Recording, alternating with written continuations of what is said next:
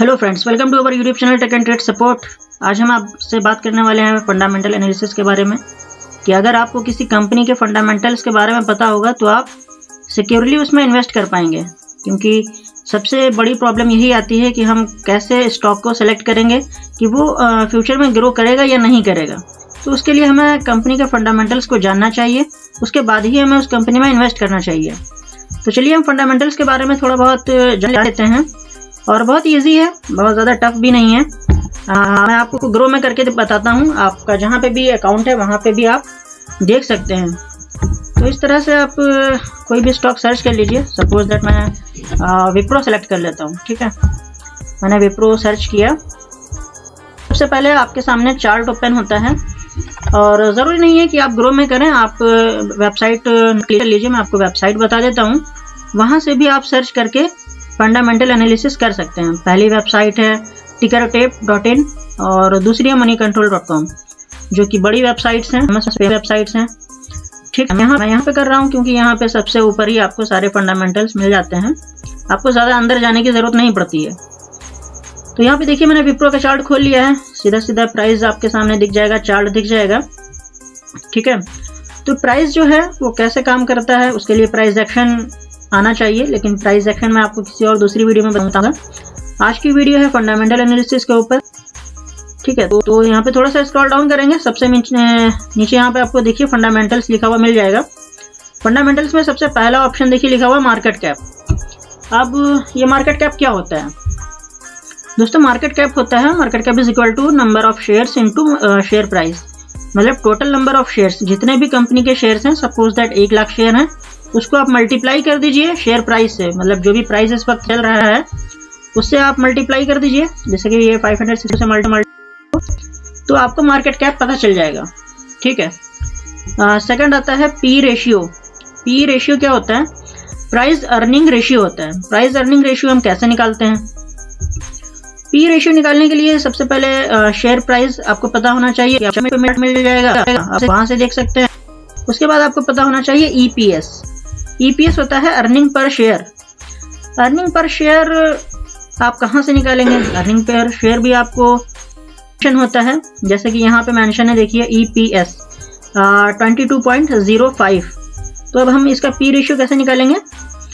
सबसे ऊपर रखेंगे प्राइस, उसके नीचे रखेंगे ईपीएस और डिवाइड कर देंगे, हमारा पी रेशियो निकल करके आ जाएगा।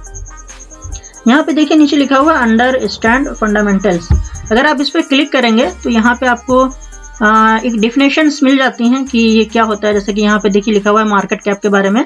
मार्केट कैप और market capitalization is the total market value of all of a company's outstanding shares. ठीक है, ये बता रहा है कि मतलब total number of shares into share price ही आपका मार्केट कैप होता है। उसके बाद देखिए नीचे पी रेशियो लिखा हुआ है। The price earning ratio is a company share price to the company's earning per share. मतलब कंपनी की अर्निंग क्या है पर शेयर। सपोज अगर आपने 100 शेयर बाई किया है तो उसमें आपको क्या अर्निंग करके देगी company. The ratio is used for evaluation companies and to find out whether they are over valued और अंडर वैल्यूड। मतलब पी रेशियो से हम ये पता करते हैं कि जो शेयर का प्राइस है तो ओवर वैल्यूड हो गया है या अंडर वैल्यूड है। अगर वो अंडर वैल्यूड है तब तो आपके लिए इन्वेस्टमेंट करना बढ़िया है, और अगर वो ओवर वैल्यूड हो गया है मतलब अब ज़्यादा प्राइस में दम नहीं है क्योंकि वो प्राइस बहुत ज़्यादा भाग चुका है, ओवर वैल्यूड हो चुका है, तो वहाँ से लोग अपना प्रॉफिट बुक करेंगे, उसको सेल करेंगे तो वो नीचे आ जाएगा। या ओवर वैल्यूड पे आपको इन्वेस्ट नहीं करना है। ठीक है, पी रेशियो निकालने के लिए आपको प्राइस पता होना चाहिए, जो आपको पता है कि आप चार्ट से देख सकते हैं। अपॉन ईपीएस, ईपीएस देखिए यहाँ पे दिया हुआ है। ईपीएस के बारे में देखिए लिखा हुआ है earning per share is a companies net profit divided by the number of common shares. मतलब कंपनी ने जो प्रॉफिट किया है उसको हम डिवाइड कर देते हैं नंबर ऑफ शेयर्स से, तो ईपीएस निकल करके आ जाता है। ठीक है, it has outstanding EPS indicates how much money a company makes for each share of its stock। मतलब वो पर शेयर कितना प्रॉफिट बना रही है। ठीक है, तो पी रेशियो आप निकालेंगे, बहुत ही ईजी है, प्राइस अपॉन ईपीएस। ठीक है, क्लियर हो गया। अब हम बात करते हैं पीबी रेशियो के बारे में। पीबी रेशियो क्या होता है? पीबी रेशियो होता है, यहाँ पे देखिए सबसे पहले पढ़ लेते हैं डेफिनेशन क्या है। The price to book ratio is companies current market price to its book value. ठीक है, जो उसकी करंट प्राइस चल रही है उसको आप डिवाइड कर दीजिए बुक वैल्यू से। Traditionally any value under 1.0 is considered a good PB value. मतलब अगर 1 रुपये से मतलब 1.0 से अगर पीबी वैल्यू लो है, अंडर है, उसके 1 के नीचे है, तो वो गुड कंसीडर किया जाता है, ठीक है। Indicating a potential under valued stocks, मतलब उसमें पोटेंशियल है अप जाने का, ठीक है। तो पीबी रेशियो के लिए प्राइस आपको चार्ट पे देख सकते हैं। अब आपको चाहिए बुक वैल्यू, ठीक है। तो बुक वैल्यू ये देखिए यहाँ पे दिया हुआ है, बुक वैल्यू क्या होता है। सबसे पहले हम बुक वैल्यू को पढ़ लेते हैं, क्या होता है book value. The book value of a stock is theoretical the amount of money that would be paid to share holders if the company was liquidated and paid off all of its liabilities. मतलब ये है कि अगर company किसी ऐसी condition में पहुंच जाती है जहां पे कंपनी को अपनी लायबिलिटीज अदा करने के लिए, मतलब उसके ऊपर जो लोन है, जो कर्ज है, वो अदा करने के लिए, वो देने के लिए कंपनी को अपने एसेट्स बेचने पड़ जाते हैं, ठीक है। अब एसेट्स क्या होते हैं?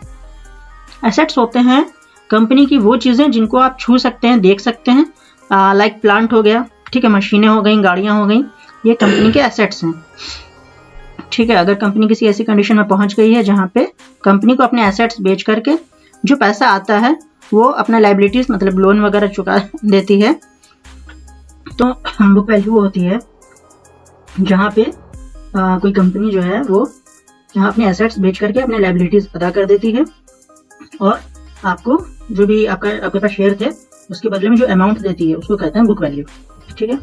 बहुत ही इजी है। तो आप पीबी रेशियो कैसे निकालेंगे?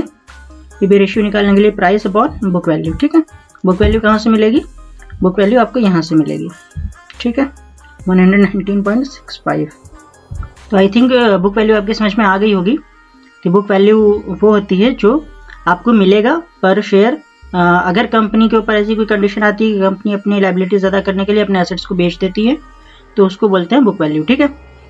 बुक पीबी रेशियो निकालने के लिए बुक वैल्यू की जरूरत पड़ती है because price upon book value is equal to PB ratio, ठीक है। अब बात करते हैं इंडस्ट्री पीई के बारे में। इंडस्ट्री पीई क्या होता है?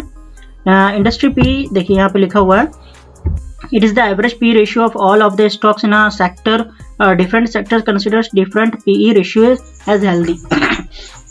मतलब ये है कि जैसे कि ये जो विप्रो शेयर है ये आईटी सेक्टर का शेयर है, तो यहाँ पे आईटी सेक्टर के जितने भी शेयर हैं उन सबका पी रेशियो जो है वो कंबाइन करके उसको एवरेज किया जाएगा, तो वहाँ पे इंडस्ट्री पी रेशियो निकल करके आता है, ठीक है।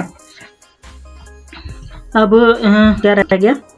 ये रह गया आरओई, रिटर्न ऑन इक्विटी क्या होता है? Return on equity is a measure of financial performance calculated by dividing net income by shareholders equity. अब हम अगर रिटर्न ऑन इक्विटी निकालना है तो रिटर्न ऑन इक्विटी का फार्मूला ये होता है ROE is equal to profit after tax upon net income, ठीक है। अब हम कहाँ से निकालेंगे नेट इनकम और ये प्रॉफिट आफ्टर टैक्स कहाँ से निकालेंगे? आप एनएसई इंडिया की वेबसाइट पे चले जाइए, यहाँ पे जो भी नाम है वो सर्च कर लीजिए, आपके सामने ओपन हो जाएगा। देखिए मैंने विप्रो सर्च किया हुआ है, खुला हुआ है यहाँ पे, ठीक है। ट्रेड के बारे में तो शेयर के बारे में यहाँ पे सारी वैल्यू आपको मिल जाएगी, फेस वैल्यू दी हुई है। दोस्तों फेस वैल्यू क्या होती है? फेस वैल्यू वो होती है जो मतलब कंपनी जब लिस्टेड हुई थी तो वो किस प्राइस पे लिस्टेड हुई थी, फेस वैल्यू वही होती है। तो देख लीजिए 2 रुपये पे ये विप्रो हमारा लिस्टेड हुआ था और आज देख लीजिए 563 रुपये पे है। आप गेस कर सकते हैं कि इसमें कितना रिटर्न आपको मिलता है अगर आपने उस टाइम पे इन्वेस्ट किया होता। अब आते हैं कंपनी इन्फॉर्मेशन पे। जैसे ही आप कंपनी इन्फॉर्मेशन पे क्लिक करेंगे आपको टोटल इनकम मिल जाएगी, पीबीटी मिल जाएगा, मतलब प्रॉफिट बिफोर टैक्स मिल जाएगा, ठीक है। फिर नेट प्रॉफिट लॉस मिल जाएगा, मतलब टैक्स वगैरह निकालने के बाद ये हमें मिल जाएगा, ठीक है। यहाँ से आप उसका नेट इनकम निकाल सकते हैं, ठीक है। अब हम आते हैं वापस, डिविडेंड यील्ड क्या होता है? डिविडेंड यील्ड होता है दोस्तों, the dividend yield displayed as a percentage is the amount of money a company pays share holders off for owning a share of its stock divided by its current stock price.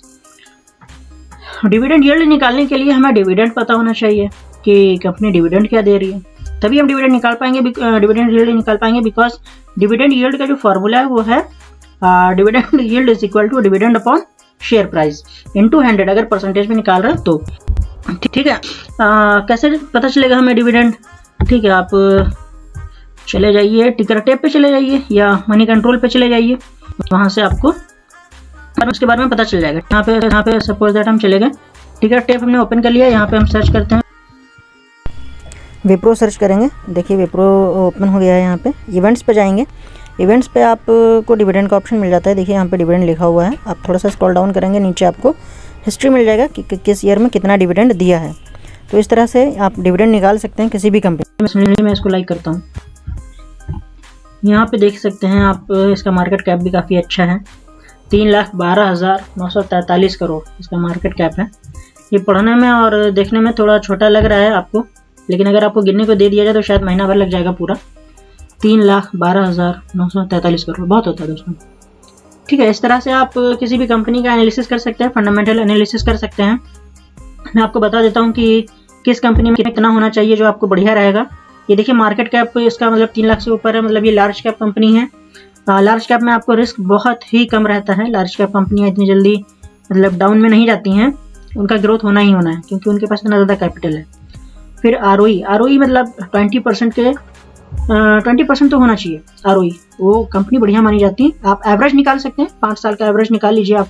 मतलब जैसे कि अभी 2021 गया है, 2021, 20, 19, 18, 17 इनका आप average निकाल लीजिए, इनको 5 से डिवाइड कर दीजिए, आपको आरओई 20% अगर आ रहा है तो वो बढ़िया कंपनी है। ठीक है, पी रेशियो 30 दिया हुआ यहाँ पे बहुत ही बढ़िया है। 20 होना चाहिए, लगभग 20 से ऊपर होना चाहिए, बढ़िया है। ठीक है, पीबी वैल्यू जितना कम रहेगा उतना बढ़िया है। ठीक है, जैसा कि अभी मैंने आपको पढ़ के भी बताया था, इंडस्ट्री पी के बराबर ही इसका पी लगभग चल रहा है। ठीक है, अब ये देखिए बुक वैल्यू से बहुत 119 का बुक वैल्यू है और 565 रुपये पे आप इसको खरीद रहे हैं, मतलब आप इसको महंगा खरीद रहे हैं। ठीक है, अगर कोई शेयर आपको बुक वैल्यू के आसपास में मिलता है या बुक वैल्यू से भी कम मिलता है तो वो आपके लिए इन्वेस्टमेंट बहुत ही बढ़िया इन्वेस्टमेंट रहेगा, आप उसमें जा सकते हैं। लेकिन बाकी की चीज़ों को देखने के बाद, सिर्फ एक चीज़ को आप देख करके उसमें नहीं जा सकते हैं। ईपीएस भी आप ईपीएस से बढ़िया रहेगा। ईपीएस आप ऐसे देखिए कि उसका जो प्राइस है उस प्राइस के हिसाब से वो कितना आपको अर्न करके दे रहा है। जैसे कि ये इसका प्राइस लगभग 600 रुपये है, 600 रुपये के प्राइस पे ये आपको 22 रुपये अर्न करके दे रहा है। मतलब बहुत ज़्यादा ख़राब नहीं है, ठीक ठाक है। लेकिन क्योंकि कंपनी इतनी बड़ी है, अच्छी है और प्रॉफिटेबल कंपनी है, क्योंकि ये देखिए यहाँ से आप इसका प्रॉफिट देख सकते हैं, हर साल बढ़ा ही है लगभग। ठीक है, नेटवर्थ भी बढ़िया है, रेवेन्यू भी बढ़िया है, बढ़ ही रहा है हर साल। इसका पता चल रहा है कि हाँ कंपनी बढ़िया काम कर रही है। और हाँ एक चीज़, शेयर होल्डर, ठीक है, यहाँ पे देखिए प्रोमोटर्स की होल्डिंग 73% है। प्रोमोटर्स वो होते हैं जो कंपनी के मालिक होते हैं, उनके पास मैक्सिमम हिस्सा है कंपनी का। तो वो क्या करेंगे, कंपनी को ग्रो करने के लिए बहुत मेहनत करेंगे। ठीक है, जितनी वो मेहनत करेंगे उतना उनको प्रॉफिट होगा, ये कंपनी को प्रॉफिट होगा। तो प्रोमोटर्स की होल्डिंग 50% से तो ऊपर होनी ही चाहिए। 50% से अगर नीचे है तो आप उसको अवॉइड करिए। 50% से ऊपर है प्रोमोटर्स होल्डिंग तो आप उस कंपनी में लॉन्ग टाइम के लिए इन्वेस्टमेंट कर सकते हैं। ठीक है, फिर ये देखिए रिटेल एंड अदर्स हैं, मतलब हम और आप, और ये हैं फॉरेन इंस्टीट्यूशन। फॉरेन इंस्टीट्यूशन ने भी इसमें बढ़िया इन्वेस्टमेंट कर रखा है, लगभग 10%। फॉरेन इंस्टीट्यूशन वो होते हैं जो अदर कंट्रीज के लोग इन्वेस्टमेंट करते हैं। ठीक है, तो यहाँ पे आई थिंक आपको फंडामेंटल समझ में आ गए होंगे। अगर कोई क्वेरी है, अगर आपको कोई भी क्वेरी है तो आप हमसे कमेंट में पूछिए, हम आपको आंसर करेंगे। अगर आपको किसी स्पेसिफिक कंपनी का फंडामेंटल एनालिसिस चाहिए तो आप हमें कमेंट करके बताइए, हम उस पर भी एक वीडियो बना देंगे।